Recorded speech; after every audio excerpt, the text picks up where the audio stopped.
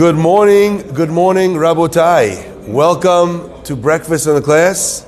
Breakfast in the Class today is dedicated in loving memory of David Bar Mocha, Alav HaShalom Lilu Nishmat David Ben Saada, from his wife Sylvia, children Yigal, Asher, Roni, Yossi, Nir, and Shiran, and family.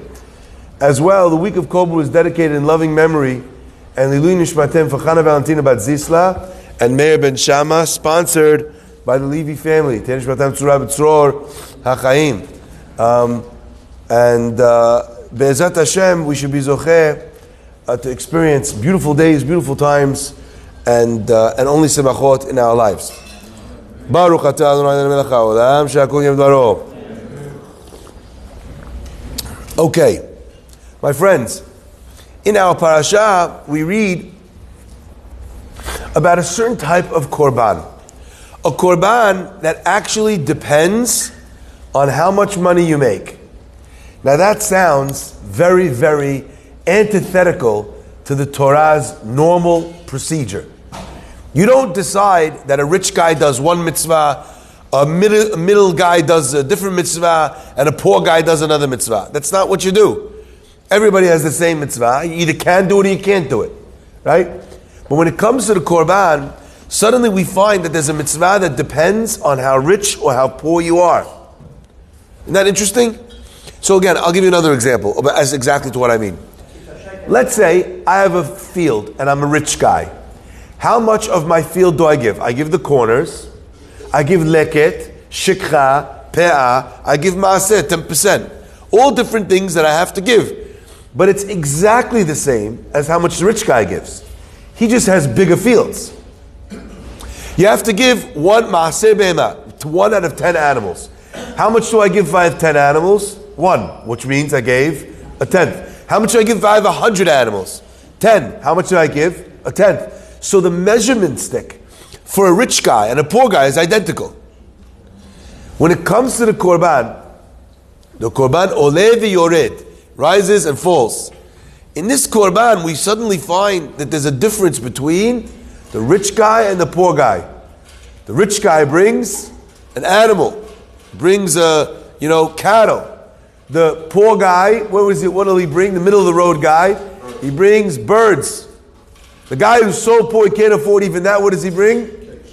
He brings flour. They make it into these little cakes. They what's it called? And that becomes his minha. His gift becomes his korban.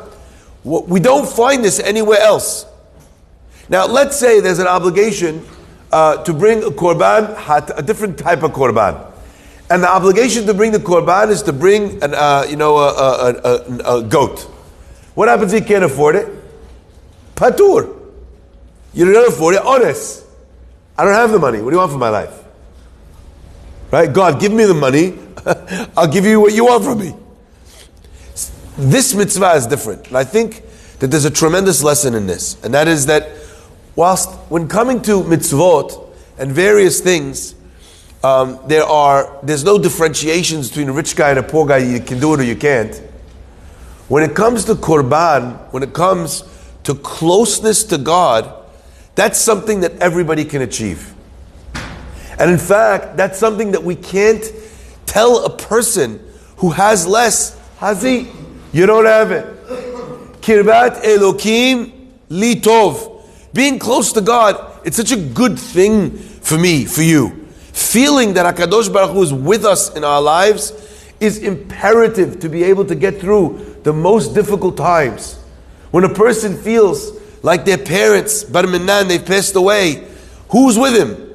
When a person feels like their support systems, their dear friends, they're no longer there for them, who's with them? The Pasuk says, Imi ve'avi ve'imi azavuni va'amonai ya'asfeni.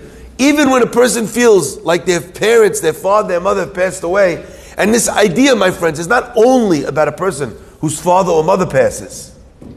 It's about a person who feels that the greatest support systems of his life have collapsed.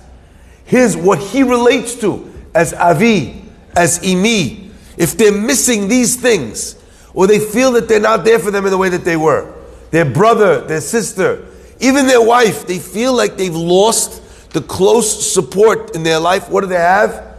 Amonaya Asveni. So therefore the Torah needed to create a hierarchical access point where no matter where you were on the spectrum, no matter how much you had or how little you had, the Torah says, God says, I see you, I love you, and I'm connected to you. And the little that you could bring, that's enough. I don't say that you can't bring more. Okay, honest, patur, you don't have to. It's not your fault. When you can, you will. But because a person without having this connection is lost, Hashem had to create an access point that was much smaller. The access point of even a few pennies for some flour to be able to connect with HaKadosh Baruch Hu. My friends, and one of the things that is important to remember is that you cannot compare in certain ways the gift of the Ashir with the gift of the Ani. I want to share with you an amazing story. Rabbi, when he was young, Rav Meir Shapiro came from a family where they didn't have any money. And his mother, they scraped together every penny to penny, until eventually they found a way to get together the 300 rubles, which was a lot of money for them, to be able to pay a special milamed, someone to teach their child. Rav Meir Shapiro was a genius, absolute genius. He was already studying with great rabbis at a young age. He learned everything his rabbi could teach him. I think it was before his even bar mitzvah. They sent him to another town to study with a big tzaddik, where the guy would learn with the rabbi and his older sons and this little idke. And what would he do in between when they were learning? This little kid, he's a genius.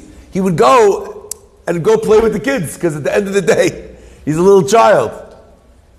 This great tzaddik, this great rabbi, I'd like to think that there's one moment in his life that actually changed the trajectory of his life forever. You know, our rabbis tell us about the importance of powerful moments in a person's life. Asher anochi misavecha hayom, that God says, I'm commanding you today. God commands a person every day. But there are days in a person's life when they feel God's command. They feel what's the right thing to do, what's the wrong thing. I can't do this. I can't do this anymore. I need to do more. I need to do better. Everybody has had moments like that. And a person who uses those moments turns into something special, both in the world, matters of the world, and in matters of Kiddusha. Or a person could let that moment pass by and chalas, and stay mediocre, vanilla lane for the rest of his life. And I want to share what I think perhaps might have been one of the most, if not the most powerful moment in young Meir Shapiro's life. One day, he hears crying downstairs in the house. He goes downstairs to see who's crying, and who's crying? It's his mother. And he says, Ma, what's the matter?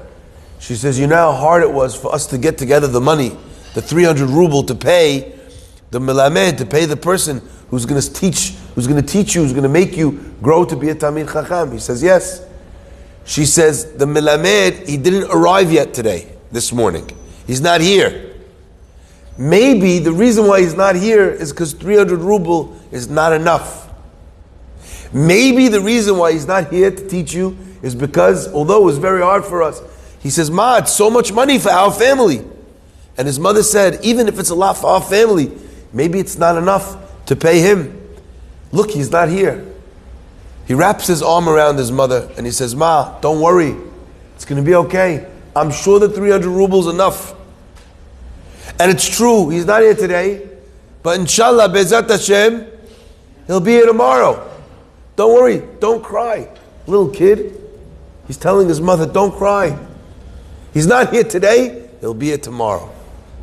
And the mother continues to cry. She says, maybe he'll be here tomorrow. But what's with today? But you lost now, we lost today. And as a young child, this Meir Shapiro understood how important Torah was to his mother and what it means to study Torah. But I think that there's something even more important in the development of this young child's mind. He realized in that minute how important it is every single day of Torah. And I don't think it's an accident that it was Rav Meir Shapira who started the idea of Daf Yomi, where every day you learn one page of Gemara, where there's no day that you don't do something. Because what's with today? Don't tell me tomorrow you're going to learn 2 pages. What about today? If tomorrow you learn 2 pages, but you could have learned the page today, then you would have had 3 pages. So there's no making up for a lost day. That, I think he learned that in his childhood. And the result of that is hundreds of thousands of people learning millions and millions of Dapei Gemara because a child learned a truth on that morning. What's with today? My friends, I'm going to ask you this question as well. What's with today? What are you going to study today? What mitzvah are you going to do today? Who are you going to compliment today? Who are you going to smile at? Which tefillah are you going to have concentration? What are you going to set up a learning process? Are you going to decide to do something better in your life? What's with today? I want to share one last piece. In the back of the Gemara, there's a rabbi, it's called the Rashash. It's not the Rashash, Rab Shalom Sharabi.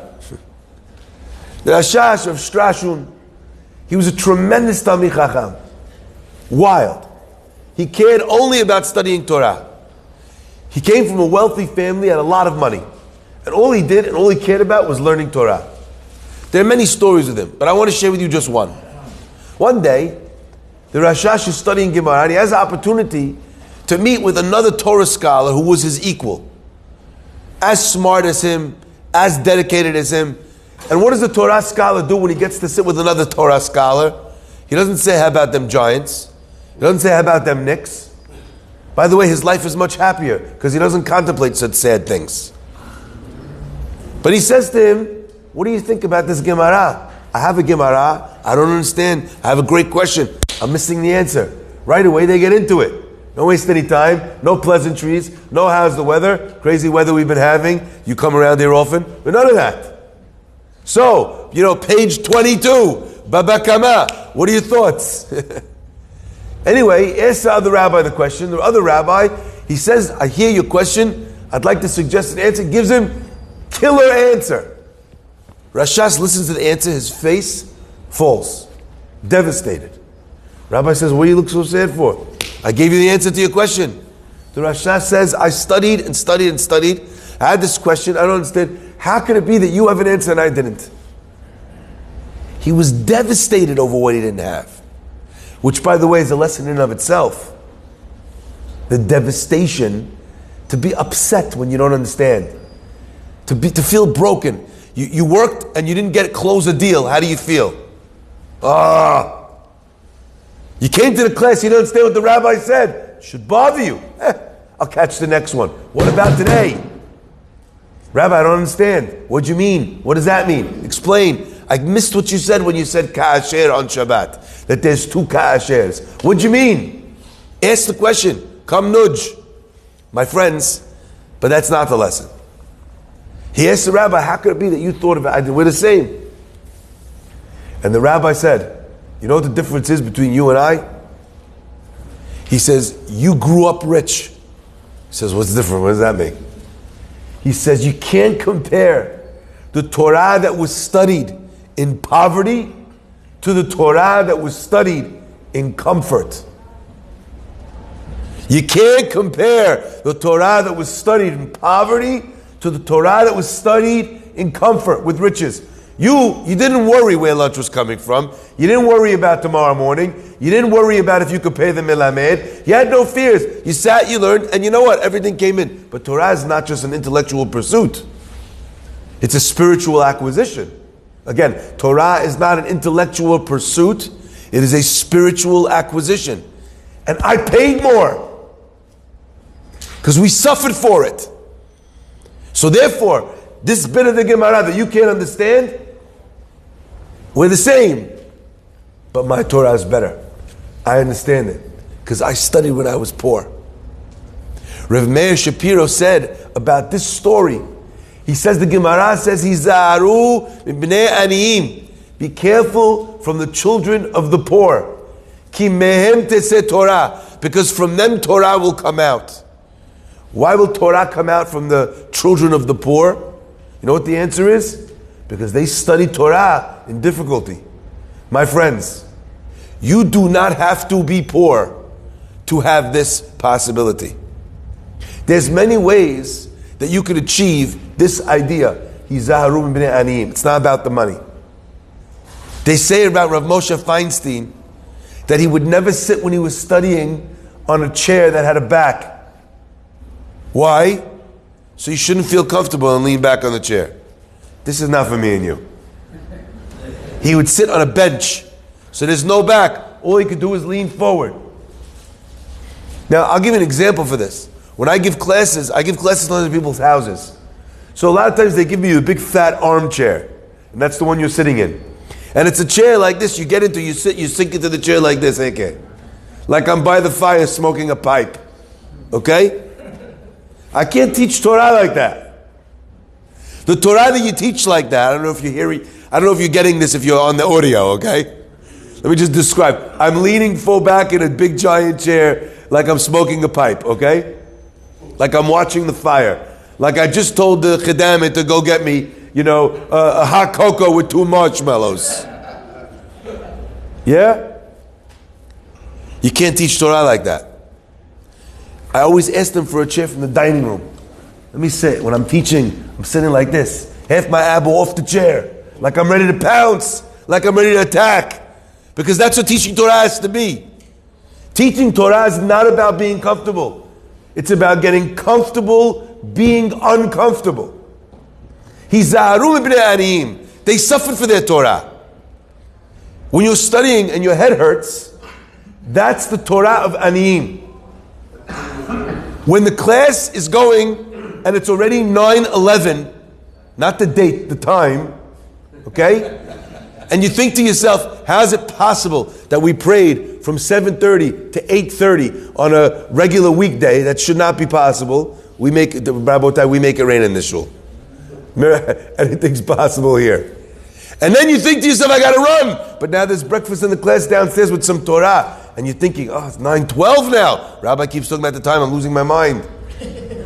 You're uncomfortable, it's late, you stayed, 2x. You didn't quite understand, you emailed the rabbi, asked him what he meant, trying to understand, 3x. You have a headache and the rabbi is screaming and there's an echo in the basement, 4x. You got me? I always remember the Ben Ish Chai talks about the value of learning Torah on Shabbat. He says a person studies Torah on Shabbat, every word of Torah that he says is worth 1,000. And I always think, is there anything sweeter on Shabbat afternoon than taking a nap?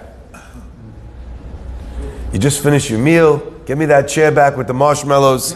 That's when I need the chair. Sit in the chair, 4 seconds, out cold. But then, Yishtabach Shemo, 3 o'clock in the afternoon, 3 minutes after you ate your hameen, it's just barely getting settled in your stomach.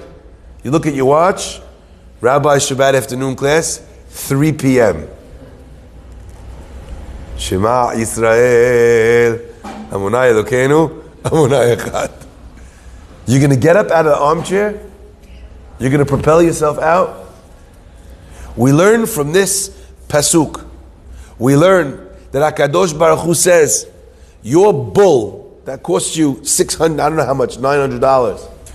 How much does a cow cost today? More. Can't be. Only one steak over here costs $100, right? I think a cow costs a couple $1,000. Someone's going to email me or WhatsApp me after this class. They'll tell me the price of a cow. Okay? I have a great network. Yishtabach Shemo. I mentioned IBS, and the people listening, I got one article about G that cures it from a special man in Las Vegas. I got another article about the newspaper that maybe it's something else from someone here from now, an avid listener and commenter from New York.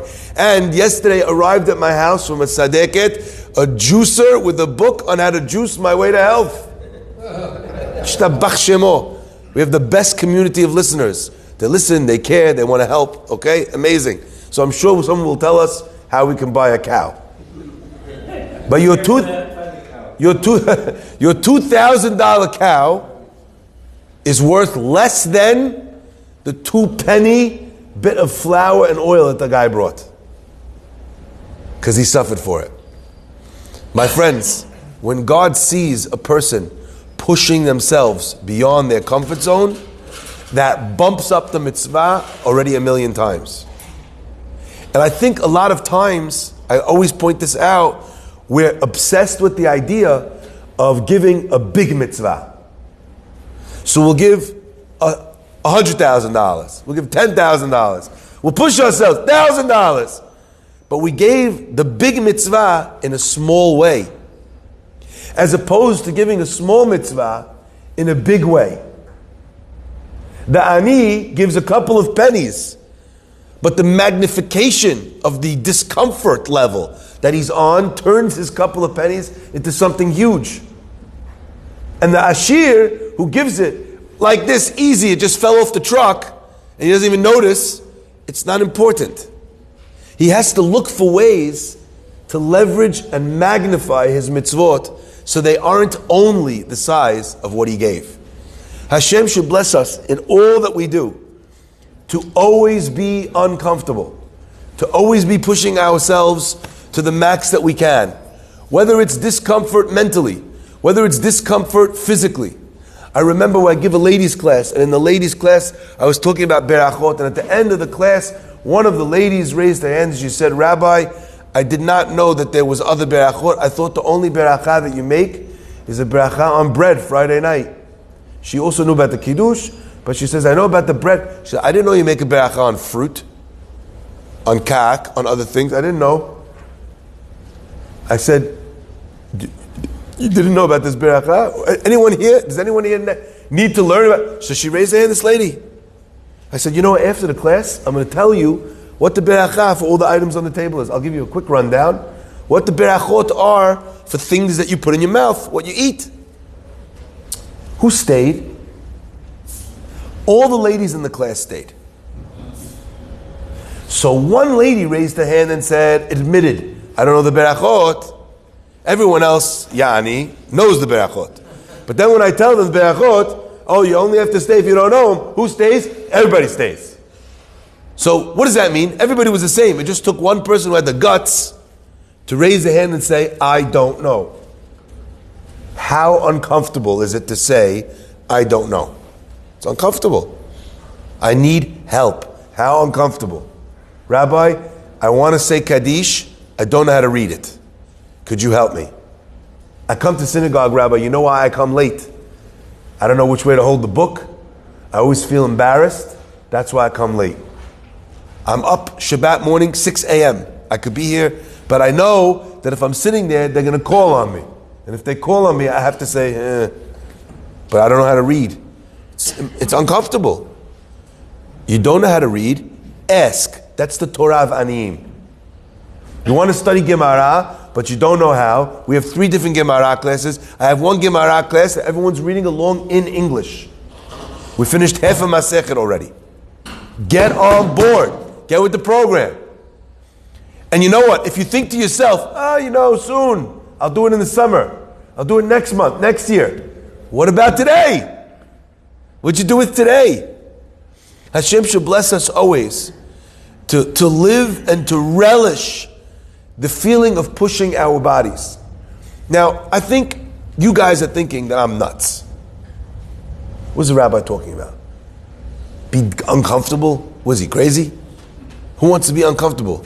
We live in a world which is designed for comfort. You don't have to do anything. You never have to do anything. Everything, you just push a button, comes to you. Right? What do we start with? First you start with, you push the button, you get a cab. You push the button, you get a this. Now you swipe, you have a date. You swipe again, right, it's Majnoon. You used to be able to shop online. Wow, I could get groceries. But now, the groceries, they come before you even finish cooking. I was making chamin last week. We didn't have barley for the chamin. My wife ordered it. I did not yet finish. I'm not a hero, by the way. It was the 1 week my wife was away, okay? So slow down. Within the 5 minutes, I had barley at my door. This is how comfortable we are today. So our technology and life is taking us closer and closer and closer and closer to comfort. Meanwhile, the Torah is trying to say, you're ruining the human experience. You're getting more and more time, yes, you're just spending it on something else stupid. Okay? My friends, I'll give you an example, and with this will end, where you already understand and appreciate the value of being uncomfortable. It's one word, 3 letters. Gym. You go to the gym. You have a great workout. You come back, you feel great. You went to the gym and you did nothing. How do you feel about that workout? You went bloated. You lifted, you didn't lift so much. You're upset. You're uncomfortable because you were too comfortable. You went to play basketball. You didn't run so much. You didn't shoot so much. You didn't play. After 2 seconds, you were out of breath. Now you're uncomfortable being comfortable. That's when you see these things in other areas of your life, you learn how to adapt them and implement them in Torah. You know, is it easier to not have a job and stay home all day and do nothing? Very easy. But we're uncomfortable when we're too comfortable. Because deep down, we know we were designed as humans to stretch ourselves and to push ourselves and to have the Torah of the poor, the Torah, the mitzvot of the poor. Hashem should bless us to outstrip even our wildest expectations of ourselves. Baruch Adonai Le'olam. Amen ve'amen. Rabbi Chananya.